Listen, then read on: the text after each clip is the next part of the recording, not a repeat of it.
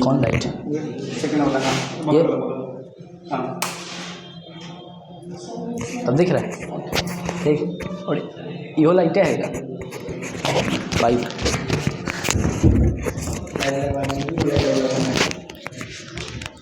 Board ज़्यादा नहीं चमक, बोर्ड देखिए तो कितना चमक रहा है क्योंकि पंडाल हटने के बाद गेट बंद करने के बाद ब्लैक में तो और ज़्यादा चमकेगा।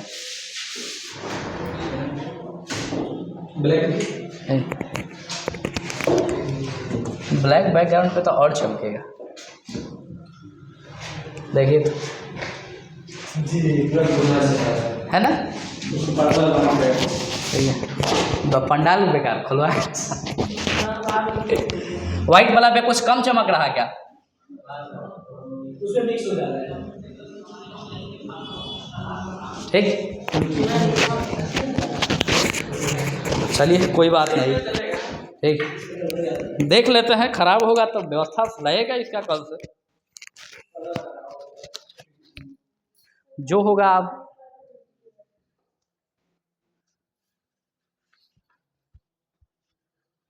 चलिए कोई बात नहीं सर, ठीक है। कम से कम ही लोगों को तो पढ़ा दे, ऑनलाइन ना भी जाए तो टेंशन नहीं, शाम में वो देख लिया जाएगा, शाम में अंधेरा रहता है। क्या डेरा? हाँ हाँ, क्या चलना है क्या?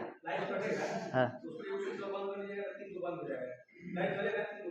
ठीक ठीक है ठीक। चलिए हम लोग पढ़ रहे थे किसके बारे में? गवर्नर जनरल के बारे में, ठीक है, वायसराय के बारे में, ठीक है। तो ऑलमोस्ट हमारा जो था वो वायसराय का टॉपिक वो हो चुका था, थोड़ा सा उसमें बचा हुआ है, तो उसी के बारे में आज हम लोग बात करेंगे, ठीक है। चलिए पहले कुछ क्वेश्चन का जवाब दे दीजिए, मेरे कुछ क्वेश्चन का जवाब दीजिए। बताइए, क्वेश्चन हमारा है कि भारत का प्रथम गवर्नर जनरल के रूप में किसको जाना जाता है? भारत का प्रथम गवर्नर जनरल, हाँ हमने भारत का बोला है, बंगाल का नहीं। विलियम बेंटिंक था, ठीक है। कौन था? विलियम बेंटिंक था। चलिए उसके बाद अगला क्वेश्चन है, बताएंगे पहली बार जो है, ठीक है, वायसराय का पद कब लाया गया और कौन था पहला वायसराय? कब लाया गया था? 1858 में। कौन था पहला? कैनिंग था, ठीक है, कैनिंग। चलिए अगला क्वेश्चन बताइए, हड़प नीति किसके द्वारा लागू किया गया? डलहौजी के द्वारा हड़प नीति लागू किया गया था। हड़प नीति के तहत, ठीक है, उसको शामिल किए जाने वाला पहला कौन था? मतलब पहला कौन सा राज्य था जिसको हड़प नीति के तहत जो है वो भारत में मिला लिया गया? कौन था? कलकत्ता। कहाँ कहाँ कलकत्ता पढ़ लिया, ठीक है। पहला जो था वो कौन था? तो पहला था क्या? सतारा, ठीक है। हड़प नीति के तहत पहला था सतारा। हैदराबाद था सहायक संधि एक्सेप्ट करने वाला पहला, ठीक है। हैदराबाद सहायक संधि एक्सेप्ट करने वाला पहला था, ठीक है। चलिए तो हम लोग यहाँ बात कर रहे थे हड़प नीति के बारे में, डलहौजी के बारे में बात कर लिए थे। ये कुछ दिख रहा है कि नहीं उसमें? आपको तो यहाँ साफ दिखबे करेगा, ठीक है।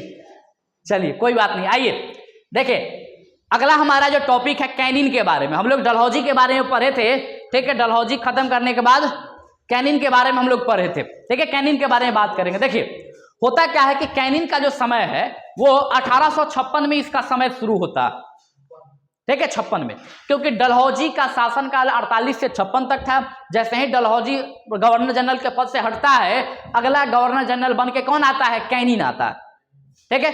और कैनिन जो है ये, ठीक है, इसने पहला कानून क्या लाया था? तो याद रखिएगा, विधवा पुनर्विवाह का कानून लाया था, जो जिसको लेके इसको बड़ा विरोध का सामना करना पड़ा था। विधवा पुनर्विवाह था क्या ये? ठीक है, हाँ, मतलब विधवाओं का फिर से विवाह करने का परमिशन, ठीक है। होता क्या है ना कि समाज में ऐसा होता है कि कोई विधवा हो गई, ठीक है, अगर मान लिए कि शादी की 2-4 दिन बाद, 1 साल बाद, 2 साल बाद, ठीक है, अगर वो विधवा हो जाती है तो पूरी जीवन ठीक से सटावा ना होके, ये सब सिखाना पड़ेगा हो। चलिए देखिए, तो हम बात कर रहे थे कि जैसे होता क्या था ना कि अगर किसी की पति अगर तुरंत अगर मर जाता है तो उस महिला को पूरी जीवन जो है वो एक विधवा के जीवन व्यतीत करना पड़ता था, ना अच्छा खाने को, ना अच्छा पहनने को, ना अच्छा मतलब ठीक है कुछ करने को। और दूसरी बात है कि कोई भी आता था तो गड़िया के चल जाता था, ठीक है। लोगों को लगता था कि यही मतलब अभागन कह लीजिए, ठीक है, कुलक्ष्मी कह लीजिए, ऐसे वर्डों से डिनोट किया जाता था। मतलब कहा जाता था कि नहीं ये मतलब इसी का भाग्य ठीक नहीं है, आई और एक पति का देहांत हो गया, मरने वाला तो चला गया, ठीक है। अब जिस भी कारण से उसकी मृत्यु हुई हो, जैसे भी हुए हो तो गया, ठीक है, लेकिन उसकी पत्नी को पूरा जीवन जो है इस चीज को झेलना पड़ता था। अब इसको लेके ठीक है कोई उससे विवाह भी नहीं करता था, एक ये भी डर का माहौल बन जाता था कि विवाह करेगा, ठीक है, उसके भाग्य ठीक नहीं है, पहला मर गया तो वो मर जाएगा। अब डरे कोई ब्याह नहीं करता था कि ब्याह करेंगे मर जाएंगे। और दूसरी बात की ठीक है विधवाओं से कोई भी ब्याह करना चाहता नहीं था, ठीक है। तो ये जो कंडीशन जो था ना बड़ा विचित्र होते जा रहा था भारत में, ठीक है। क्योंकि अब जाहिर सी बात है अगर मान लीजिए ना आज किसी की शादी होती है, 2-4 दिन बाद अगर ऐसा बाय द वे हो जाए किसी के साथ, भगवान ना करे कि ऐसा हो, लेकिन बाय द वे अगर हो जाता है किसी के साथ, फिर तो उसको पूरा जीवन ऐसे ही व्यतीत करना पड़ेगा। और महिलाओं की कंसेप्ट यह है कि उसको पुरुषों पे आश्रित रहना पड़ता है, ठीक है। अपना मतलब फाइनेंशियली पूर्ण रूप से वो मतलब कि इंडिपेंडेंट मतलब ये डिपेंड है, कोई मतलब स्वतंत्र नहीं है फाइनेंशियली। अभी हमें थोड़े से अधिकार मिल रहे हैं, पढ़ाई करके लिखाई करके जॉब कर ले रहा है, कोई बिजनेस कर ले रहा है, तो महिलाएं भी अब अपनी खर्च खुद उठा पा रही हैं।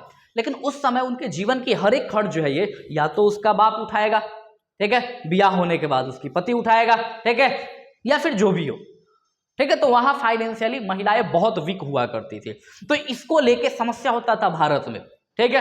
तब ये आए विद्यासागर, एक व्यक्ति थे भारत में जिनका नाम था विद्यासागर। देखिए अंग्रेज कुछ करेगा तो ऐसे ही नहीं करेगा। आइए क्या बात है, आजकल आप लोग बहुत ही समय से आ रहे हैं।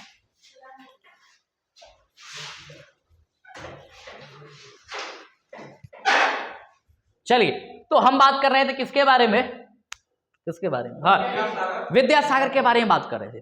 तो विद्यासागर वो व्यक्ति थे जिन्होंने ठीक है ये विधवा पुनर्विवाह को खींच खांच के ऊपर लाया। मतलब इनको लगा कि नहीं समाज में इस चीज को एग्जिस्ट करना बहुत जरूरी है, ठीक है, विधवाओं का विवाह दोबारा होना और समाज इसको एक अच्छे नजर से देखे ये बहुत जरूरी है। इसके लिए इन्होंने सबसे पहले क्या किया कि अपने बेटे का ही ब्याह करा दिया, ठीक है, एक विधवा से, ताकि लोग एक्सेप्ट करें। जैसे मान लीजिए कि हम लोगों को प्रवचन देते हैं कि ऐसा होना चाहिए, ठीक है, और खुद ना करें, क्या हम मान लें कि आपको प्रवचन दे रहे हैं कि चाहिए खूब मतलब 4-4 घंटा बैठ के आप पढ़िए, 10-10 घंटा बैठ के पढ़िए, अब पता चला कि हम 1 घंटा नहीं पढ़ते हो, ठीक है। अब आप में से कोई हमको देख लिया, कह रहे मास्टर को देखे बहू आ रहा था उधर ब्रिज पर, ठीक है, हमको कहता है कि 4 घंटा पढ़ो, तो फिर आप लोग दिमाग में आएगा ना कि ना हम काहे पढ़ने जाए, ठीक है। तो वही बात है कि कोई चीज अगर हम किसी को बता रहे सबसे पहले वो अपने आप में हमको आत्मसात करना होगा, तब हमें मतलब लोग इस चीज को एक्सेप्ट करेंगे।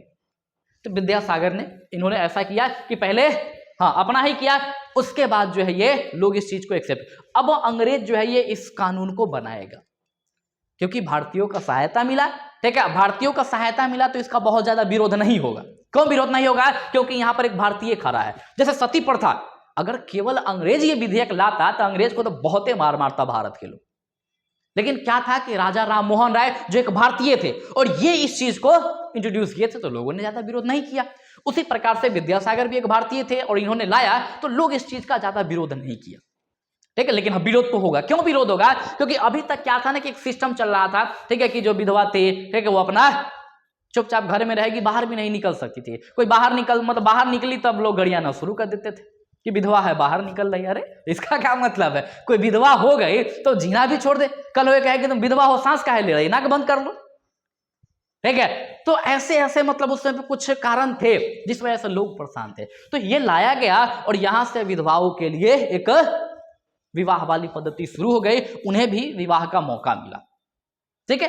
अब जब महिला कोई मान लीजिए कोई विधवा थी, पूरे गांव में लोग उसको नीच समझता था, ठीक है, बेइज्जत करता था। अब अचानक उसके विवाह हो गया और जिससे भी विवाह हुआ, ठीक है, अब मान लीजिए समाज में जब वो बाहर निकलती थी तो लोगों को बहुत बुरा लगता था कि कल जिसको गड़िया रहे थे, ठीक है, आज वो हमारे सामने घूम रहा है, ठीक है। तो लोग इस चीज को ना बड़ा मतलब कि नेगेटिव तरीके से लेते थे, उनको लगता था कि भाई हटाओ इसको, ठीक है, सही नहीं है।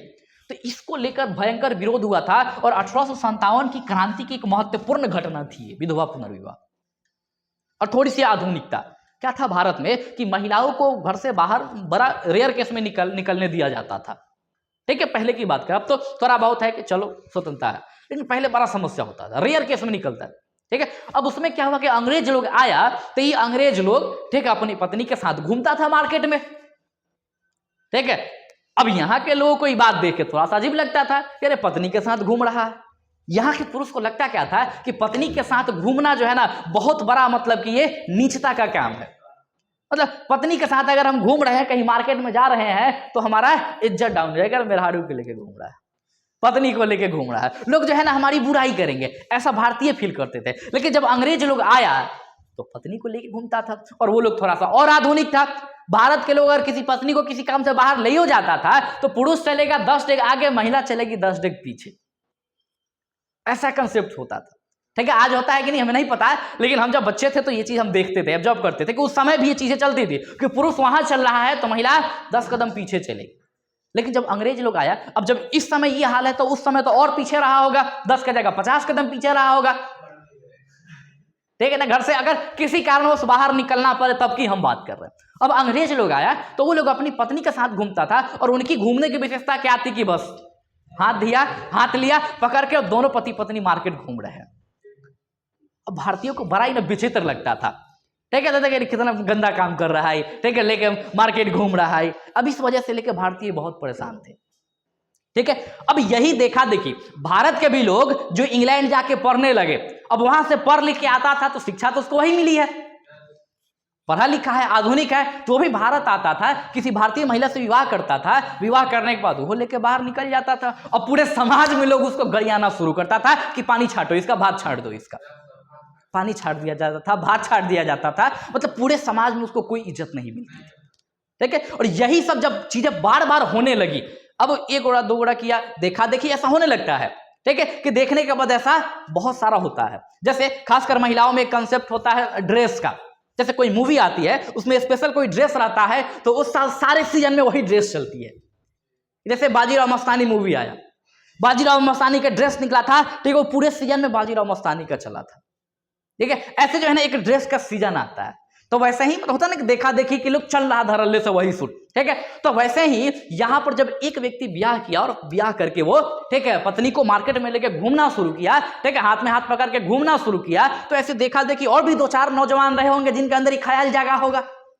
अब ऐसे में गांव के ठीक ठाक वर्ग जो है ये काम करने लगा। अब जितने भी गांव में बुजुर्ग लोग थे, जितने भी धार्मिक लोग थे, उन लोगों की वो आहत होगी, उनकी जो डिग्निटी है वो हट होगा।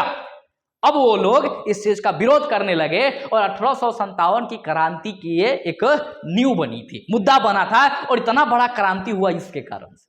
ठीक है, लोगों को लगता था कि नहीं अंग्रेज ठीक नहीं है, हमारे भारत का माहौल खराब कर रहे हैं। हालांकि कुछ हद तक ठीक था लेकिन हर जगह ठीक नहीं था। ठीक है, ये भी सकता है। चलिए, तो याद रखेगा विधवा पुनर्विवाह लाने का काम किसका था? विद्यासागर सहयोग किए थे। बिल लाएगा कौन? तो कोई अंग्रेज लाएगा, क्योंकि सारा के सारा उसी का चल रहा है। तो लाया कौन इसको?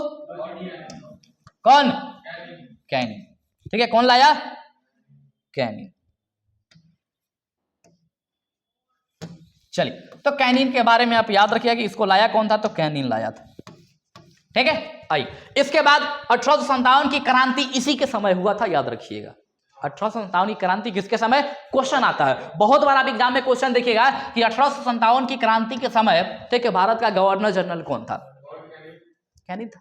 ठीक है, तो एग्जाम में क्वेश्चन आते हैं, इस चीज को भी आप याद रखिएगा। इसके समय एक हाई कोर्ट एक्ट लाया गया था, मतलब भारत में पहली बार जो है ना कोर्ट बन रहे थे। ठीक है, हाँ, मतलब प्रत्येक राज्य में हाई कोर्ट का निर्माण हो रहा था। इससे पहले सुप्रीम कोर्ट एक बना हुआ था, ठीक है, जो पूरे भारत के लिए था। लेकिन अब इन लोगों ने क्या किया कि अलग अलग ब्रांचेस खोले और प्रत्येक राज्य में सुविधा देना शुरू कर दिया। जैसे आज है क्या है कि प्रत्येक राज्य में आपको हाई कोर्ट मिल जाएगा। अगर आपको मान लीजिए आपके साथ कोई अगर ठीक है ऐसा हुआ है कि आपको कोर्ट की आवश्यकता है, कानून की आवश्यकता है, ठीक है, आपके साथ कुछ गलत हुआ है, तो आप मुद्दा को लेकर कोर्ट में जा सकते हैं। ठीक है, हाई कोर्ट में चले जाइए, प्रत्येक राज्य में आपको मिलेगा, या फिर प्रत्येक जिला में आपको सिविल कोर्ट मिलेगा। सिविल कोर्ट में लेके चले जाइए मुद्दा को, वहां फरिया लीजिए, ना फरियाया तो हाई कोर्ट में चल जाइए, और वहां से ना फरियाया तो सुप्रीम कोर्ट में चले जाइए। आपको सारी स्वतंत्रता मिलती है, ठीक है। तो इन लोगों ने हाईकोर्ट को यहां पर पहली बार लॉन्च किया था। और किन किन जगह पे हाईकोर्ट लाया था, तो देखिए वो 2-3 जगह आप याद रखिएगा, जैसे बंबई, कलकत्ता और मद्रास, ठीक है। बंबई, कलकत्ता और मद्रास, ठीक है। ये हो गया बंबई, मान लीजिए, ये हो गया कलकत्ता और ये हो गया मद्रास। किधर? यहां, ठीक है, भुला दिया। चलिए, तो ये आप मोटा मोटी याद रख लीजिए ना, ये है बंबई। क्या है ये? बंबई। अरे टोका मत कीजिए इसको, इसको बुरा लग जाता है, तो मास्टर की बेइज्जती हम बर्दाश्त नहीं करेंगे। चलिए, हाँ, ये हो गया बंबई या मुंबई कह लीजिए, ये हो गया कोलकाता और ये हो गया मद्रास, ठीक है, जो भी हो। तो ये 3 को याद रखिए कि यहां पर पहली बार हाईकोर्ट की स्थापना की गई। क्वेश्चन आता है कि हाईकोर्ट की स्थापना, ठीक है, कहां किया गया था और किसके शासन काल में? तो ये कैनिन के शासन के काल में, और ये बंबई, कलकत्ता और मद्रास के क्षेत्र। क्लियर? चल, वो हम चूज किए नहीं है, वो अपने आप चल जा रहा है, ठीक है। चलिए आइए, इसके बाद अगला देखिए, इसके बीच में भी कुछ और वायसराय हैं। अब यहां से वायसराय वाला सिस्टम शुरू हो चुका है 1858 से ही, तो इसके बीच में भी कुछ वायसराय आए हैं, लेकिन हमें सब नहीं पढ़ना है, हमें सब नहीं पढ़ना है। सब पढ़ने बैठे तो पता चलेगा कि गया, दिमागे काम नहीं करेगा, कितना याद करेंगे, ठीक है। तो हम लोग कुछ गिने चुने लोगों के बारे में ही पढ़ेंगे, ठीक है। तो जिसमें लिटन के बारे में हम लोग बात कर रहे हैं। किसके बारे में? लिटन के बारे में, ठीक है। लिटन लिटन लिटन याद रखिएगा, 1876 से लेकर 80 तक इसका शासन कर रहा था, और 2-3 उटपटांग काम करने के लिए जाना जाता है, ठीक है। उटपटांग, क्या उटपटांग? तो इसका पहला उटपटांग काम याद रखिएगा, ये, ठीक है, वर्नाकुलर प्रेस एक्ट। ये एक अधिनियम लाया था, और उस अधिनियम के तहत क्या किया था कि भारत में जितने भी प्रेस थे, ठीक है, मतलब पेपर छापने वाले, ठीक है, पत्रकार लोग, सबके ऊपर वो एक बाउंडेशन लगा दिया, एक नियम कानून मतलब बांध दिया कि अब से कुछ भी अगर आप न्यूज छापेंगे तो पहले आप हमें दिखा लीजिएगा। जैसे मान लीजिए कि हम पत्रकार हैं, अगर हमें न्यूज छापना हो, मोदी जी कहे कि आज के बाद तुम कुछ भी न्यूज बनाओगे तो पहले हमसे क्लियर करवाओगे। अब क्या मोदी जी चाहेंगे कि हमारे बारे में गलत चीज उसमें लिखा जाए? ठीक है, बिल्कुल नहीं चाहेंगे, ठीक है। किसी भी शासक की हम बात कर ले, कोई भी शासक की अगर आप ऐसा करते हैं कि उसके विरोध में लिखते हैं, अगर उसके पास ऑप्शन जाता है, जैसे मान लीजिए कि हम ही आपके विरोध में लिखे और आपको दिए कि देखिए तो ये छाप दे, आप कहिएगा ना कि हटाइए, ठीक चीज नहीं है, ठीक है। तो ऐसे ही होता था उस समय। तो ब्रिटेनों के बारे में, अंग्रेजों के बारे में कुछ पत्रकार थे जो बुरी बुरी चीजें लिखते थे। बुरे मतलब कहने का मतलब वो जो करते थे बुरी चीज, उस चीज को दर्शाते थे। तो अंग्रेज चाहता था कि ये सारी चीजें जनता के पास ना पहुंचे, क्योंकि जनता के पास जाएगा तो जनता समझ जाएगी कि अंग्रेज कितने बुरे हैं, और जनता समझेगी तो विरोध कर देगी। तो इसको लेके लोग चाहता था, ये अंग्रेज लोग, कि ऐसा नहीं होना चाहिए। तो एक एक्ट लाया, और एक्ट के तहत सारे मतलब प्रेस पे प्रतिबंध लगा दिया गया कि जितनी भी प्रेस है, ये सारे के सारी प्रेस हमसे पहले दिखाएंगे, उसके बाद छापेंगे, बिना परमिशन के नहीं। अब इसका मतलब सीधा सा है कि वो वही छापना है जो शासक कह रहा है। तो जब वो वही छापना जो कह रहा है, तो हम छापे काहे के लिए? तू है आके बोल दो। क्या पत्रकार का काम क्या होता है? सच को सामने रखना। पत्रकार को एक ऐसी मतलब पावर मानी गई है कि वो किसी से कुछ भी सवाल पूछ सकता है। आप देखते होइएगा कि जाता है, ठीक है, और आजकल स्कूल में भी ऐसा देखा गया था कुछ दिन पहले, ठीक है, जाता था किसी भी मास्टर के मुंह में माइक लगा देता था, बोलता था बताइए, ठीक है, आप पढ़ा रहे हैं, क्या पढ़ा रहे हैं? सरकारी स्कूल के तो हालत आपको पता ही है। अभी जो टीचर बहाल हो रहा है वो ठीक है, लेकिन इससे पहले जो 2005 के आसपास जो बहाल हुए थे, वो मतलब ऐसे ही बहाल हुआ था। लोग जिसको केवल सिग्नेचर करने आता था वो टीचर बन गया, जो मुश्किल से खाली अपना नाम लिखना सीखे हुआ था, ठीक है, वो भी टीचर बन गया।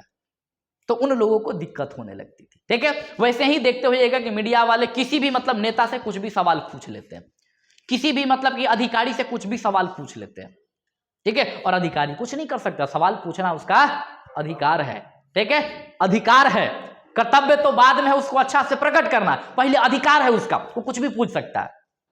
उसको ढंग से छापना वो उसका कर्तव्य है, ठीक है, लेकिन कुछ होता नहीं। तो याद रखिएगा कि प्रेस पे प्रतिबंध, सीधा याद रखिएगा प्रेस पर प्रतिबंध लगाया गया था, ठीक है, किसके द्वारा? लिटन के द्वारा, ठीक है। चलिए उसके बाद याद रखिएगा कि एक लाया गया था क्या, तो दिल्ली दरबार का कंसेप्ट। देखिए 1877 में पहली बार दिल्ली दरबार लगी थी। दिल्ली दरबार क्या होता था? टोटल 3 बार दिल्ली दरबार लगी है। एक लगा है 1877 में, एक लगा है 1905 में, ठीक है, 5 नहीं 1903 में, और उसके बाद एक लगा है 1911 में। 1877, 1903 और 1911, 3 बार दिल्ली में दरबार लगे थे। दरबार कहने का क्या मतलब है कि यहां ब्रिटेन का शासक आता था। जैसे ये दरबार लगा तो ब्रिटेन को उस समय पे जो महारानी थी वो भारत की तरफ आएगी, ठीक है, और उनका स्वागत किया जाएगा, ठीक है, तो इसलिए दरबार लगाया जाता था। तो इसने पहला दरबार लगाने का काम किया था लिटन, ठीक है। इसने एक आर्म्स एक्ट लाया था, ठीक है, हथियार कानून कह लीजिए इसको, ठीक है। इसने क्या किया था? सीधा क्लियर कर दिया था कि अगर भारतीय किसी प्रकार का कोई अगर औजार रखना चाहते हैं तो उसके लिए उनको लाइसेंस बनवाना पड़ेगा, ठीक है, जैसे अभी है, ठीक है। तो क्लियर कर दिया गया था कि आपको लाइसेंस बनवाना पड़ेगा। और बताइए कि भारतीय तो अंग्रेजों का विरोध कर रहे हैं, क्या मान लीजिए कि अगर आप मेरा विरोध कर रहे हो और आप आइएगा, सर हमको लाइसेंस दे दीजिए बंदूक का, देंगे? हमको भरोसा हुआ कि जैसे लाइसेंस दिए पहले हम ही को ठोकेगा, हम काहे के लिए देंगे उसको हम लाइसेंस? तो अंग्रेज यहां पर किसी भी मतलब की भारतीयों को लाइसेंस न देने के मकसद से ये एक्ट लाया था, जिसको आर्म्स एक्ट कहा गया। और इसके तहत क्लियर कर दिया गया कि भारतीयों को कोई हथियार नहीं रखना है। हथियार रखना है तो पहले आओ लाइसेंस लेने। अब लाइसेंस लेने जाएगा, अंग्रेज समझ जाएगा अच्छा ये हथियार लेने आया है मतलब हम ही से लड़ेगा, ही धके कूट देगा उसको। डरे अब कोई जाएगा नहीं हथियार लेने, उससे कोई लाइसेंस लेने डरे नहीं जाएगा, क्योंकि जाएगा तो सीधे वो सरकार के नजर में चढ़ जाएगा, और नजर में चढ़ा तो फिर कहानी खत्म, ठीक है। तो ये आर्म्स एक्ट याद रखिएगा किसके द्वारा लाया गया? लिटन के द्वारा ही लाया गया, ठीक है। देखिए इसमें एक अखबार का नाम आता है, ठीक है, पायनियर अखबार, ठीक है, 420 था। अच्छा ये बार बार जो हम 420 वर्ड यूज करते हैं, 420 इसका मतलब जानते हैं आप लोग? बहुत होशियार। ये जो है ना संविधान का एक धारा है, होता है ना कि धारा होता है ना कि हाँ धारा 302 लगा के फांसी की सजा हो गई, 306 लगा के आत्महत्या, ऐसे करके जो है ना धारा होती है। उसी में एक धारा था 420, और ये धारा उस व्यक्ति पे लगाया जाता था जो 420 ही करता था। 420 ही करने क्या मतलब? किसी को ठग लेना, किसी से झूठ बोलना, फ्रॉड कर लेना, क्या तो मतलब फ्रॉड के लिए ये धारा लाया गया था 420। तो इसका इस्तेमाल वहां से लोग करना शुरू कर दिया, कहता है कि 420 है मतलब क्या है? फ्रॉड है, ठीक है, मतलब वो धारा के बारे में बात कर रहा है। हालांकि अब ये धारा समाप्त कर दी गई है, अब धारा 163 है, ठीक है। अब नया कानून आया उसमें धारा 163 है, तो 420 वाला कंसेप्ट पहले था अब खत्म हो गया, लेकिन हम लोग मान के चलेंगे। चलिए तो ये जो पायनियर था ये क्या था? ये तो था ही, ठीक है, 420 था। ये क्या था? 400। क्यों इसको हम 420 कह रहे हैं? तो देखिए 420 क्यों था ये ना, मतलब इस वर्नाकुलर प्रेस एक्ट में क्लियर किया गया था कि भारत में जितने हिंदी अखबार होंगे ना सबको बंद कर दिया जाएगा, ठीक है, खाली इंग्लिश अखबार रहेंगे, इंग्लिश में छपेगा। अब भारतीयों को इंग्लिश आता कितना है, ठीक है, तो जाहिर सी बात है कि वो लोग बहुत ज्यादा समझ नहीं पाएंगे इंग्लिश को। अब मान लीजिए ना, अब हमको कोई तमिल भाषा में अखबार ले आके दे दे, कहेंगे सर पढ़ लीजिए खबर, क्या ही पढ़ेंगे हम। तो इसलिए वो लोग अखबार किस में छाप रहा था? इंग्लिश में। और दूसरी एक और बात है कि इंग्लिश में छपेगी तो अंग्रेज का कोई भी अधिकारी पढ़ के समझ जाएगा कि छाप क्या रहा है। हिंदी में होगा तो उसको भी समझने में दिक्कत होगा। तो इसने बोला कि क्या करना है? इंग्लिश में अखबार छापनी है। और इंग्लिश में अखबार छापने की बात हुई तो ये जो था पायनियर, ये हिंदी का अखबार था। रातों रात अपने बोर्ड सब चेंज करके इंग्लिश अखबार बन गया रातों रात, ठीक है, और अंग्रेज की चापलूसी करने लगा, ठीक है। तो इसलिए कहा जाता है कि पायनियर अखबार ने वर्नाकुलर प्रेस एक्ट 1878 का समर्थन किया था, ठीक है। बाकी कोई अखबार समर्थन नहीं किया था, लेकिन ये जो महोदय थे कौन? पायनियर, इन्होंने क्या किया था? समर्थन किया। तो क्वेश्चन आए कि ये लिटन का जो एक्ट था वर्नाकुलर प्रेस एक्ट, इसको किस अखबार ने मतलब किस प्रेस ने समर्थन दिया था, तो याद रखिएगा कौन। क्लियर। चलिए इसकी एक और खतरनाक काम, सिविल सेवा परीक्षा जानते हैं, सिविल सेवा परीक्षा जानते हैं, ठीक है। क्या होता है सिविल सेवा परीक्षा? गलत बात है, फोन रखिए तो बैग में रखिए, बैग में रखिए, बैग में रखिए ना, बैग में। 1 घंटा तो आते हैं मेरे सामने, थोड़ा सा कंसंट्रेट कर लीजिए, फिर उसके बाद फोन चलाना ही है। 24 घंटा आपके पास ही रहता है वो, ठीक है। अच्छा 1 घंटा निकाल लिए। जिस रफ्तार से आप लोग फोन देखते हैं ना, तो 24 हम 1 घंटा बढ़ा के कम में कह दिए, हमको 48 कहना चाहिए, ठीक है। आप लोग डबल रफ्तार से ना फोन देखते हैं। चलिए सिविल परीक्षा के बारे में जानते हैं। सिविल सर्विस क्या होता है? हाँ, यूपीएससी बीपीएससी, जो अधिकारी रैंक के जॉब होते हैं, ठीक है। तो उसे हम लोग क्या कहते हैं? तो उसे हम लोग सिविल सर्वेंट कहते हैं, ठीक है। वो जनता के नौकर है। वो हिंदी में बोलेंगे तो जनता के नौकर, और इंग्लिश में बोलेंगे तो सिविल सर्वेंट, ठीक है। तो किसी को इंग्लिश में बोलिए कि सिविल सर्वेंट है, बड़ा खुश होगा कि सिविल सर्वेंट। हिंदी बोले भाई जनता के नौकर है, तब देखिएगा उसका नौकर बोल दिया हमको तो, ठीक है। जबकि है कुछ नहीं, बस है भाषा का फर्क है, ठीक है। तो ये सिविल सेवा परीक्षा में इसने क्या किया था लिटन ने, कि एज घटाकर 19 कर दिया था। इसने कहा कि सिविल सेवा का जो एज होगा वो मैक्सिमम 19 साल होगा, ठीक है। मतलब यूपीएससी का फॉर्म मैक्सिमम कौन लोग भर सकता है? जो 19 साल का हो। अब भारत में ग्रेजुएशन होता है मतलब 21-22 साल तक। क्या अगर ग्रेजुएशन आप अभी कर रहे होंगे, ठीक है, अगर नियमित चले तो 14 साल में मैट्रिक है, 16 साल में इंटर है, नियमित रूप से अगर हम चले तो। हालांकि ऐसा होता नहीं, लेकिन अगर मान ले तो 16 साल में इंटर, 3 साल का ग्रेजुएशन होता है जो 3 साल में होता नहीं है, ठीक है। जो नियत समय होता है 1 से 1-2 साल ज्यादा लगता है उससे, तो 4 साल भी आप मान के चले तो 16-4 20, तो 20-21 साल में तो हमारा ग्रेजुएशन कंप्लीट हो रहा है। और ग्रेजुएशन करके कंप्लीट हुए तो पता चला कि फॉर्म भरने का कंसेप्ट खत्म।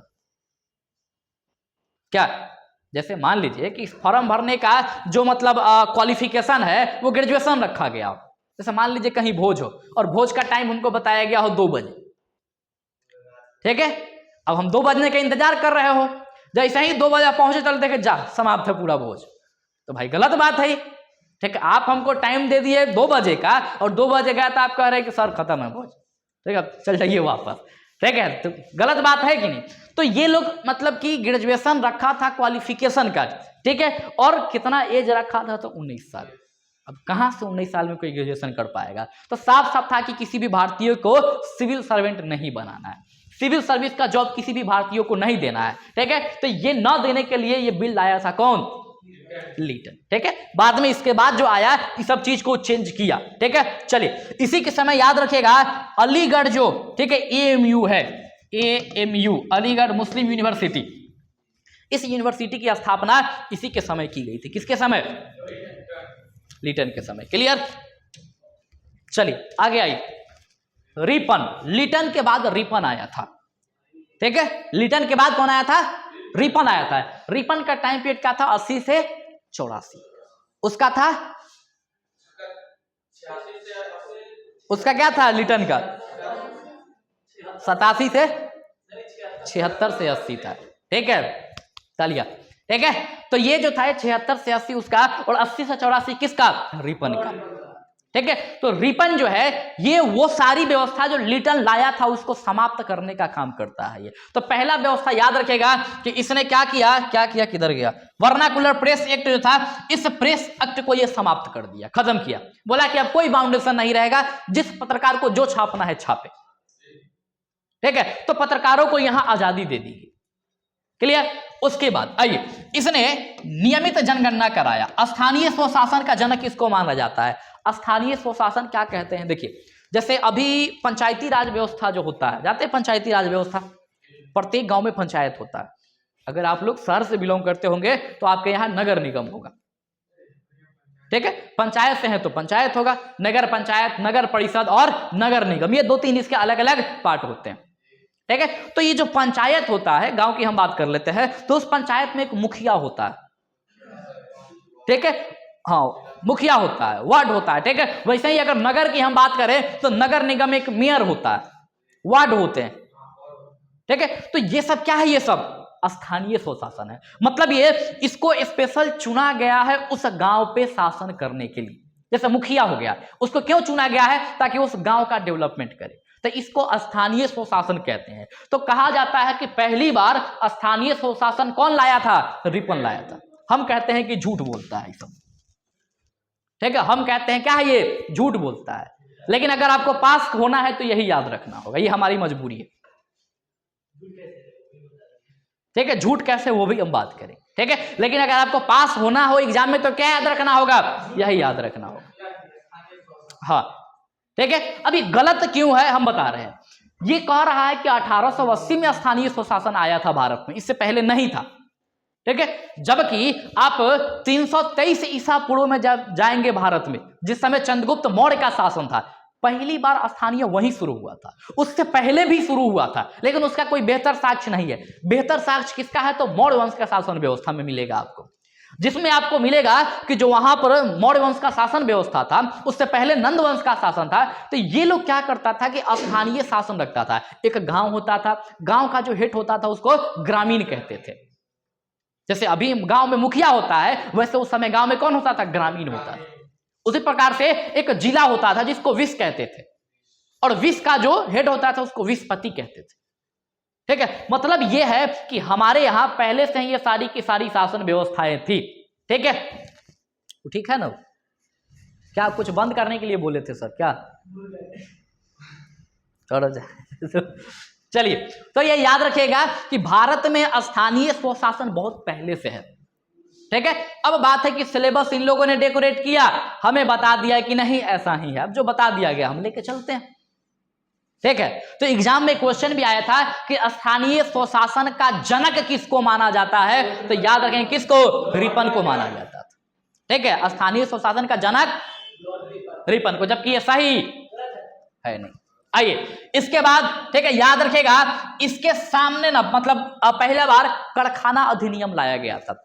तो पहला क्वेश्चन तो ये बनेगा कि कारखाना अधिनियम किसके शासन काल में लाया गया था, किसके शासन काल में, रिपन के शासन काल में। कब लाया गया था, 1881 में। अब पूछा जाएगा कि ये कारखाना अधिनियम है क्या।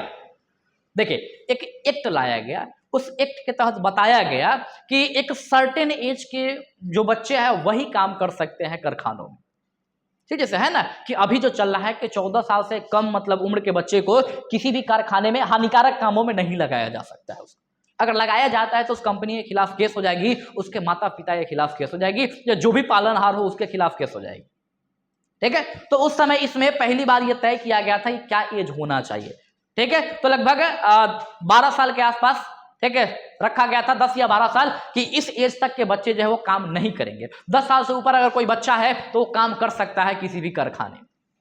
उसके बाद यह तय किया गया कि एक व्यक्ति जो है वो एक दिन में 12 घंटा ही काम करेगा, ठीक है। जैसे होता है ना, जैसे मान लीजिए हम कहीं गए काम करने, अब कोई हमको जबरदस्ती 16 घंटा बैठाया खटवा रहा, मेरी इच्छा है कि नहीं 16 घंटा हम नहीं काम करेंगे, हम 8 घंटा काम करेंगे, ठीक है, तो हम 8 घंटा करेंगे। तो वहां तय किया गया कि एक व्यक्ति एक दिन में, ठीक है, एक व्यक्ति के मर्जी से 12 घंटा काम लिया जा सकता है, उससे ज्यादा नहीं। अगर वो चाहे ओवर टाइम करना है तो कर सकता है, लेकिन अगर ना चाहे तो जबरदस्ती नहीं किया जाता।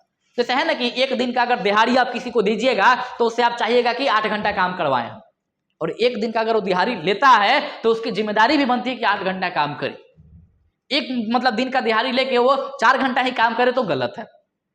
तो उस समय ऐसा होता था कि किसी को 200 रुपया दे के, 100 रुपया दे के उसको 24 के 24 घंटा कभी कभी खटवा दिया जाता था, और जेन्युइन देखा जाता था कि उसको 16 से 18 घंटा खटवाया जाता था। अब सोचिए एक मनुष्य अगर 16 से 18 घंटा काम करेगा उसकी क्या स्थिति होगी।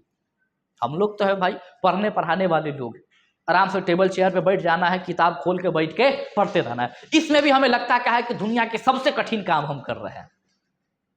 मस्त पंखा चला लेना है, ठीक है, अगर एसी हो तो एसी चला लेना है, ठीक है, टेबल लगा लेना है, चेयर लगा लेना है, चेयर गद्दा वाला हो तो और बढ़िया, ठीक है, और तब बैठ के हमें पढ़ने होते हैं। तब भी हमें लगता है कि क्या हम लोग बहुत मुश्किल काम करते हैं, ठीक है। 2 घंटा पढ़ने के बाद घर वाले कोई काम कह दे कि थोड़ा सा दुकान से सामान लेते आओ, मन करेगा मर्डर कर दे इसका। नहीं समझ में आ रहा है कि 2 घंटा बैठ के पढ़ के उठे हैं अभी हम, अरे तुमको काम कर रहे हो, ठीक है, मालूम है तुमको कि पढ़ाई लिखाई में कितना मेहनत होता है, ऐसा फील होता है कि नहीं? हमें तो बहुत होता था, ठीक है, हालांकि हम पढ़ते ही नहीं थे, ठीक है, तो ऐसा होता था, तो ऐसा फील होता है। तो सोचिए हमें 8 घंटा बैठ के पढ़ने में इतना तकलीफ होता है, और जो व्यक्ति 8 घंटा छोड़िए 16 घंटा लगातार मजदूरी कर रहा है, उसकी स्थिति क्या होगी?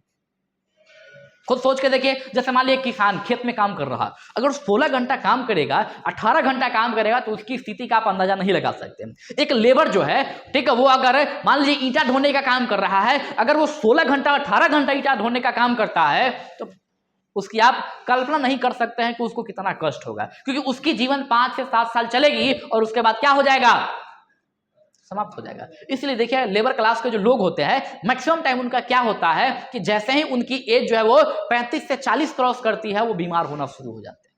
उसके बाद जो है वो कोई बेहतर काम नहीं कर पाते, ठीक है, क्योंकि वो अपने जीवन में बहुत सारी चीजें जो है वो बहुत पहले ही कर चुके होते हैं, ठीक है। तो ये याद रखिएगा। तो इसने कारखाना अधिनियम लाया और इसने तय कर दिया कि एक व्यक्ति से 12 घंटा काम लेना है, उससे ज्यादा नहीं, ठीक है, और 10 साल से ऊपर के बच्चे को काम में नहीं लगाना। ऐसा यहां पर पहला कारखाना अधिनियम लाया गया रिपन के द्वारा और क्लियर कर दिया गया, ठीक है। अब आइए इसके बाद हम बात करेंगे, ठीक है, इल्बर्ट बिल, ठीक है, ठीक है, इसके लिए श्वेत विद्रोह। इल्बर्ट बिल जो क्या था, ये सैनिकों से संबंधित था, ठीक है, मतलब ये लोग क्या कर रहा था कि भारतीय मतलब जो सेना था, इस सेना में सैनिकों का वो परसेंटेज इधर उधर कर रहा था, और ज्यादा वेतन ब्रिटिश को देता था, कम वेतन जो है वो भारतीय सैनिकों को देता था। इससे संबंधित इल्बर्ट बिल है। तो याद रखेगा इल्बर्ट बिल किससे? रिपन से, ठीक है। सिविल सेवा में एज बढ़ाने का काम किसका? रिपन का, एज बढ़ा दिया सिविल सेवा में। उसके बाद ठीक है ये कारखाना अधिनियम रिपन का काम, ठीक है। स्थानीय स्वशासन का काम किसका? रिपन का। एक है नियमित जनगणना। पहली बार जनगणना शुरू होता है, ये पहली जनगणना शुरू होता है कब? तो 1872 में पहली बार जनगणना शुरू होता है। लेकिन दिक्कत है कि वो जो जनगणना होती है वो जनगणना पूर्ण रूप से मतलब अच्छी जनगणना नहीं मानी जाती है। क्यों? क्योंकि डेटा क्लियर नहीं था, हुआ था वहां उस समय। जनगणना कर कौन रहा था? तो अंग्रेज कर रहा था, और उस समय की व्यवस्था ये थी कि भारतीय अंग्रेज पर भरोसा करते नहीं थे। जब अंग्रेज का कोई मतलब अधिकारी जब जाता था वहां पर, ठीक है, किसी से गांव में कुछ लिखने के लिए, जनगणना के लिए, वो काफी कष्ट में लग रही हैं आप दोनों लंबे समय से। क्या कोई दिक्कत? आसपास क्लासरूम में कोई समस्या, कुछ चीज जो आपको ऑड लग रहे हो? ठीक है, तो थोड़ा सा इधर कंसंट्रेट कीजिएगा। काफी देर से हम देख रहे हैं कि आप लोग किसी चीज को लेकर परेशान हैं। अब किस चीज के लेके हमें नहीं पता, लेकिन आप परेशान है, ठीक है। तो थोड़ा सा आप इधर कंसंट्रेट कीजिए थोड़ा सा, क्योंकि ये चीजें बार बार आपको नहीं मिलने वाली। आइए जनगणना की बात करें। देखिए तो अंग्रेज अधिकारी जो है, ये अंग्रेज अधिकारी पहुंचता है कहाँ? भारतीयों के मतलब गांव गांव में जाके नाम लिखने, जनगणना करने, पता करने कि इसके घर में कितने मेंबर है, ठीक है। अब जाता था तो लोग सही बताता ही नहीं था, ठीक है। जैसे मान ली हमारे घर में हमसे पूछा कि कितने मेंबर है, बोले 50 को, ठीक है। किसी के घर में गया है, पूछा है कितने मेंबर, कहाँ हम तो अकेले हैं, ठीक है। ऐसा होता है गांव में आज भी। देखिएगा जब जनगणना होता है, आज भी गांव में जब जनगणना होता है, उससे जब पूछा जाता है आपके पास कितनी जमीन है, ना है ये घरे भरता जमीन है, ठीक है।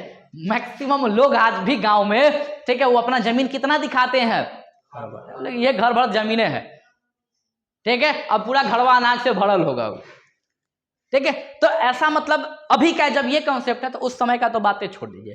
तो लोग अंग्रेजों को बहुत मतलब गलत डाटा दिए, इस वजह से बहुत अच्छा से जनगणना नहीं हुआ, इसलिए इसको नियमित जनगणना नहीं कहा जाता है।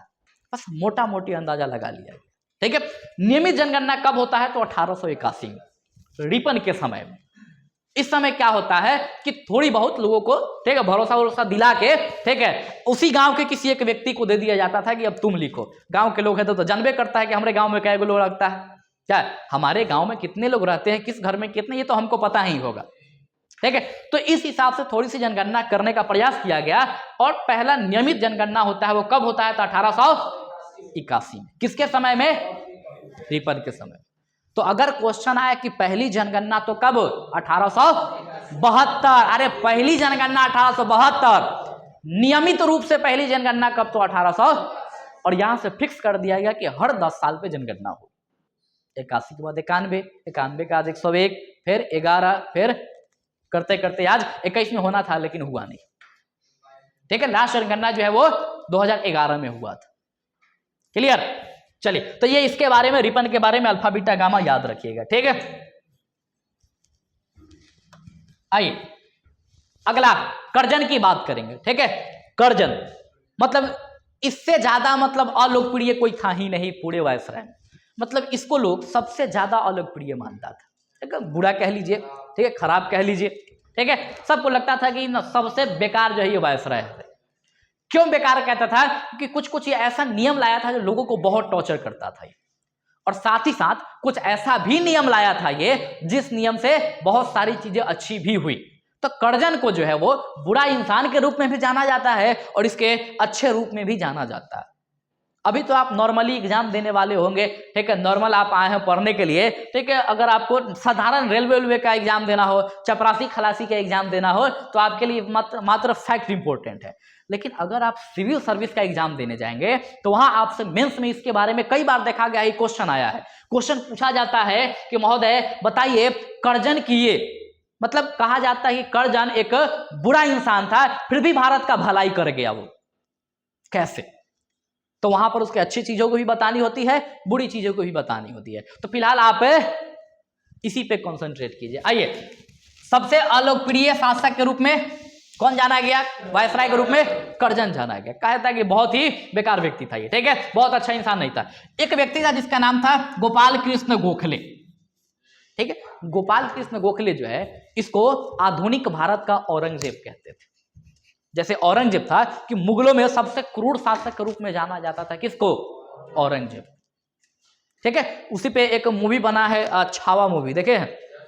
इधर कुछ दिन पहले रिलीज हुआ था वो। ठीक है, उस दिन गए थे हॉल में देखने। ठीक है, सैटरडे या संडे। हाँ, ठीक है, शिवाजी के पुत्र, ठीक है, संभाजी, तो उन्हीं से संबंधित था। तो ये औरंगजेब क्या करता है कि संभाजी के जो है ना, ये पूरा पहले नाखून खिंचवा देता है, मतलब टॉर्चर करने के लिए। औरंगजेब संभाजी का नाखून खिंचवा देता है। संभाजी मराठों में हम लोग पढ़े थे। ठीक है, अकबर द्वितीय का मदद करने के कारण उस पर, ठीक है, औरंगजेब आ गया था अटैक करने, तो वो नाखून खींच लिया था। उसके बाद जब उससे भी वो व्यक्ति को तकलीफ नहीं हुआ, ठीक है, मतलब वो तकलीफ क्या, मतलब बाहर जाहिर ही नहीं करता था वो व्यक्ति। औरंगजेब का मानना था कि चीखे, चिल्लाए, ठीक, गिड़गिड़ाए मेरे सामने, लेकिन वो शांति से खड़ा रहता था। ठीक है, खींच लिया गया, कोई नहीं। जब बाद में देखा कि नहीं, अभी भी नहीं हुआ, आंख मतलब उसका निकाल लिया गया। ठीक है, उसके बाद क्या किया गया कि, ठीक है, देखा कि फिर भी ये नहीं माना, और जब भी औरंगजेब आता था, ठीक है, कुछ ऐसे शब्द बोलते थे ये जो औरंगजेब को बुरा लगता था, जीभ कटवा दी, ठीक है, जबान खिंचवा लिया। तो ऐसे करके जो है ना, मतलब औरंगजेब लोगों को टॉर्चर करता था। ठीक है, तो सोचिए इतना मतलब खतरनाक व्यक्ति था औरंगजेब, मतलब इसकी क्रूरता की कोई हदें नहीं थी, बहुत क्रूर था ये शासक। ठीक है, तो इसी के बारे में, और ये कर्जन के बारे में गोपाल कृष्ण गोखले कहते हैं कि ये भी आधुनिक भारत का औरंगजेब है, ये भी उतना ही क्रूर है जितना मुगल बादशाह औरंगजेब हुआ करता था। क्लियर? तो इसके बारे में 2-4 बातें याद रखिएगा। ठीक, अब आइए, ठीक है, 1990 में पंजाब भूमि, देखिए पंजाब के क्षेत्र में इसने भूमि आक्रमण किया। मतलब ऐसा किया ना कि जैसे मान लीजिए पंजाब में किसानों के पास जमीन है, तो उसको जमीन को कोई ऐसा व्यक्ति नहीं खरीद सकता है जो किसान नहीं हो, क्योंकि जमीन खरीदेगा तो किसी दूसरे काम में लगाएगा जमीन को। तो चाहता था कि जमीन का क्रय विक्रय भी हो तो कौन खरीदे? जो किसान, ताकि किसान खरीदेगा तो खेती बाड़ी करेगा, और खेती बाड़ी करेगा तो इनको टैक्स मिलेगा बढ़िया से। ठीक है, तो इसलिए ये लाया था, ये पंजाब में 1900 में भूमि अन्याक्रमण एक्ट लाया था ये। ठीक है, उसके बाद आइए 1903 में पूसा में एग्रीकल्चर इंस्टीट्यूट की स्थापना करता है, मतलब लोगों को सिखाता है बैठा के कि खेती बाड़ी कैसे किया जाता है। ठीक है, तो भारत में एक इंस्टीट्यूट कायम किया, तो एक अच्छी बात मानी जाती है कि इसने भारत के लोगों के लिए एक इंस्टीट्यूट बनाया ताकि भारत के लोग क्या कर सके, एग्रीकल्चर से जुड़ सके, उन्हें पता होना चाहिए खेती बाड़ी करते कैसे। ठीक है, तो एग्रीकल्चर की व्यवस्था लाई गई। हालांकि हमारे यहाँ जो है प्राचीन समय से कोई ज्यादा मतलब कि ये सिखाने उखाने की व्यवस्था नहीं थी, कोई एग्रीकल्चर स्कूल नहीं था। हमारा स्कूल हमारा घर ही हुआ करता था। जैसे मान लिए कि अगर हम एक किसान के घर से बिलोंग करते हैं तो क्या किया जाता था कि भोरे भोरे 2-4 लाख दे के उठाया जाता था और हाथ में हंसुआ पकड़ा के खेत में उतार देते काट के। अपने आप सीख जाएंगे 10 दिन में, ना सीखेंगे तो 4 लाख और खाएंगे। तो हम लोगों का जो एग्रीकल्चर का यूनिवर्सिटी था कुछ ऐसे काम करता था, ठीक है। लेकिन ये अंग्रेज लोग थे, इन लोगों ने आया तब बचाते कि स्कूल बनाया और स्कूल बना के लोगों को बताया कि महोदय हंसुआ होता है, उसको ऐसे पकड़ा जाता है, फिर पेड़ को ऐसे पकड़ते हैं, फिर ऐसे खींच के काट लेते हैं, ठीक है। वो प्रोसेस को ये लोग यहाँ सिखा रहा है, ठीक है। हम लोग के क्या होता था कि घरे अब पहली बार काटने जा रहे, थोड़ी पता है कैसे काटेंगे, तो कैसा हूं लोग काट लेता था, ठीक है। फिर बाद में मान ली कि पहला बार हमको खेत में ले गया गया, ठीक है, कि गेहूं काटो। अब हम गए ऊपर से, ठीक है, बाल पकड़ के केवल बाल काट लिए, उसका जो दाना होता है वो सिर्फ हम दाना काट लिए, उसका दाना काटे क्या हुआ, उधर से पिताजी आए खींच के 2-4 हाथ दिए, क्या इसे काटा जाता है, नीचे से काट। अब फिर हम नीचे से काटे। तो ये हमारी यूनिवर्सिटी है भारतीयों की, ठीक है। और अंग्रेजों की यूनिवर्सिटी थी जिसमें बताया जाता था कि कैसे क्या करना चाहिए। तो याद रखेगा कि पहली बार पूसा के क्षेत्र में, ठीक है, 1903 में यूनिवर्सिटी खोलने का काम किया जाता है, किसके द्वारा, क्लियर। तो कर्जन के बारे में अल्फा बीटा गामा 2-4 बात याद रखिएगा, ठीक है। चलिए बाकी इसके बाद अफगान फारस का युद्ध है, गोली मारिए उसको। उसके बाद यहां आइए, इसके द्वारा एक मुख्य किया गया काम पुलिस आयोग का गठन किया गया। मतलब एक अलग ये डिपार्टमेंट ही बना दिया कि अब से अलग एक डिपार्टमेंट होगा जिसको हम लोग पुलिस कहेंगे। पहले पुलिस था, बनता था, लेकिन पुलिस का एक डिपार्टमेंट नहीं था, अब डिपार्टमेंट बन गया। जैसे बिहार पुलिस का अपना डिपार्टमेंट होता है, वैकेंसी से लेके, बहाली से लेके, ठीक है, कोई काम करवाना हो उससे लेके सारी की सारी चीज वो डिपार्टमेंट संभालती। बीपीएससी जैसे एक आयोग है, ठीक है। तो ये आयोग का काम है, क्या है कि बीपीएससी से रिगार्डिंग जो भी चीजें है इस सब चीज का देखभाल करना। ठीक उसी प्रकार से इसने क्या किया था कि पुलिस के लिए एक संगठन बनाया था, आयोग बनाया था, जिसको पुलिस आयोग कहा जाता है। तो क्वेश्चन है कि पुलिस आयोग का गठन कब और किसके शासनकाल में किया गया था, तो 1902 में। किसके शासनकाल में, कर्जन के शासनकाल में, ठीक है। इसने विश्वविद्यालय आयोग की स्थापना कराई। देखिए ये अलग अलग डिपार्टमेंट खोल रहा है, मतलब ये भारत की कुछ चीजों को ये डिवाइड कर रहा है ताकि उसको अच्छे से मतलब कि कंप्लीट किया जाए। किसी भी चीज को जब आप तोड़ तोड़ के चीजों को करेंगे, ठीक है, जैसे मान लिया आप कुछ पढ़ने जा रहे हैं सब्जेक्ट, उसको जब तोड़ तोड़ के आप पढ़ेंगे तो बहुत अच्छा से समझ में आएगा, ठीक है। अगर आप हिस्ट्री, पॉलिटी, ज्योग्राफी सब एक के साथ लेकर बढ़ जाते हैं तो दिक्कत होगा। एक बार हिस्ट्री पढ़ ली, एक बार ज्योग्राफी पढ़ ली, एक बार पॉलिटी, तो उसका एक अलग आनंद होता है क्योंकि डिपार्टमेंट वाइज आप पढ़ रहे हैं। वैसे ही जब आप जाइएगा यूनिवर्सिटी में या आप जिस कॉलेज से बिलोंग करते हैं वहां जाइएगा, अगर ठीक ठाक कॉलेज है तो वहां डिपार्टमेंट बना रहता है। हिस्ट्री डिपार्टमेंट इधर जाओ, ज्योग्राफी डिपार्टमेंट इधर जाओ, ठीक है, पॉलिटी वाला डिपार्टमेंट इधर जाओ। तो वैसे ही इसने डिपार्टमेंट बनाना शुरू कर दिया। पुलिसों का एक अलग डिपार्टमेंट, ठीक है, विश्वविद्यालय यूनिवर्सिटी का एक अलग डिपार्टमेंट। जो भी यूनिवर्सिटी का काम होगा वो केवल वही देखेगा, दूसरा कोई व्यक्ति उसमें हस्तक्षेप नहीं करेगा, ठीक है। तो इसलिए कहा जाता है कि थोड़े से अच्छे काम भी किया था, ठीक है। विश्वविद्यालय सुरक्षा अधिनियम लाया था कि विश्वविद्यालय में अगर किसी प्रकार कोई तोड़फोड़ होता है या किसी प्रकार की अनियमितता बढ़ती जाती है तो उसके लिए मतलब प्रावधान किए जाएंगे उसके सजा का, ठीक है। तो ये याद रखिएगा। इसने सिंचाई आयोग की भी व्यवस्था की, मतलब एक और आयोग बनाया, किस चीज का, सिंचाई का। मतलब आप देख रहे हैं कि भारत की व्यवस्था कोई अलग अलग डिपार्टमेंट में बांट रहा है ताकि उस पर ठीक ठाक से काम हो सके। तो उसकी ये सब व्यवस्था थोड़ी बहुत अच्छी थी, इसका सपोर्ट किया जा सकता है, ठीक है। इसने कोऑपरेटिव क्रेडिट सोसाइटी एक्ट बनाया था, ठीक है, 1904 में। जैसे क्या होता था कि अगर किसी को खेती करना हो तो वो क्या करेगा कि अपने आसपास के क्षेत्र में, ठीक है, लोन ले लेगा लोगों से। जैसे 2-4 लोग मिलके अपना क्या करेगा, एक को दे दिया खेती कर लेने के लिए, फिर 2-4 लोग मिलके एक को दे दिया खेती करने के लिए। तो आप ऐसा कर सकते हैं कि सरकार जो है उसको लोन प्रोवाइड करने का काम करेगा खेती के लिए। तो थोड़ी सी ये व्यवस्था भी आपको यहां देखने को मिलेगा, ठीक है, कर्जन के समय में, ठीक। प्राचीन स्मारक संरक्षण अधिनियम, जितने भी पुराने बिल्डिंग थे, ठीक है, उनकी सुरक्षा करने का जिम्मेदारी भी इसने उठाया। कि जैसे मान लीजिए कि हमारे यहाँ जो भी बिल्डिंग बने हो, ठीक, जैसे ताजमहल हो गया, लाल किला हो गया, या फिर उससे पहले जो बिल्डिंग बने हो, जैसे मान लीजिए कि बहुत सारा स्तूप हो गया, ठीक है, जैसे आप, ठीक है, सारनाथ के भी स्तूप हो गए, वहां जाइएगा देखिएगा, अपने वैशाली में भी स्तूप है, ठीक है। तो जितने भी स्तूप है, इन स्तूपों की हम बात कर रहे हैं। और साथ ही साथ जो भी और स्मारक है, बिल्डिंग हो गए, जैसे दक्षिण भारत में जाइएगा तो बहुत सारे मंदिर मिलेंगे आपको। तो जितने पुराने स्मारक थे, बिल्डिंग थे, उन सारों को संरक्षित करने का काम कर्जन के द्वारा यहाँ किया जा रहा है। इसलिए माना जाता है कि कर्जन थोड़ा बहुत कुछ हद तक काम ठीक किया था, लेकिन जो ठीक किया था उसे बहुत बहुत मतलब बुरा भी किया था ये, ठीक। एक अकाल आयोग की इसने स्थापना किया था। किस चीज का? अकाल आयोग। मतलब कि जैसे होता ना कभी कभी अकाल पड़ जाता था, भूखमरी की स्थिति आती थी, तो उस कंडीशन में उस लोग जो भूखमरी में मरे जा रहे हैं उनकी सहायता के लिए कोई नहीं आता था। तो इसके लिए इसने आयोग बनाया और बोला कि अब से अगर ऐसा कंडीशन होता है तो उसकी सहायता की जाएगी, जैसे सरकार करती है अभी।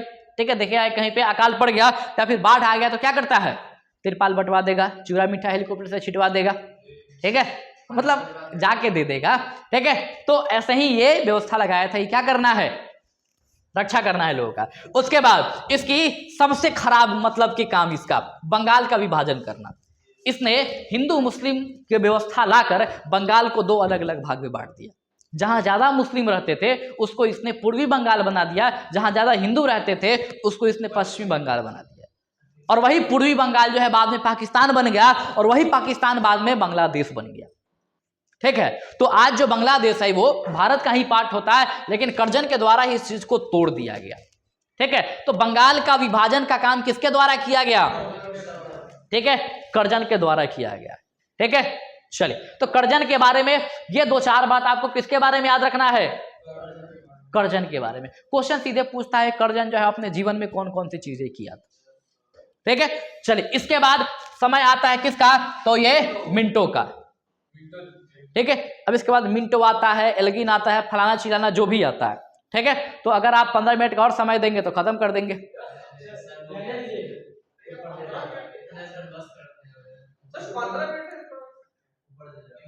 ठीक है, ऊपर से जा रहा है। चलो कोई बात नहीं, इसको आगे पढ़ लेंगे। आइए पहले एक बार रिवाइज कराते हैं इसको हम। ठीक है, कोई बात ना, टेंशन मत लो। ठीक है, दिमाग जितना लोड ले उतने काम करना है। आइए इसको फिर से एक बार हम लोग रिफ्रेश करते हैं। ठीक है, सबसे पहले पढ़े हम लोग किसके बारे में? कैनिंग के बारे में। कैनिंग के जीवन से कौन सी घटना देखे हम लोग? तो पहले इसने क्या लाया था? हाँ, भारत का पहला वायसराय था, अंतिम गवर्नर जनरल भारत का। और पहला वायसराय कौन? कैनिन।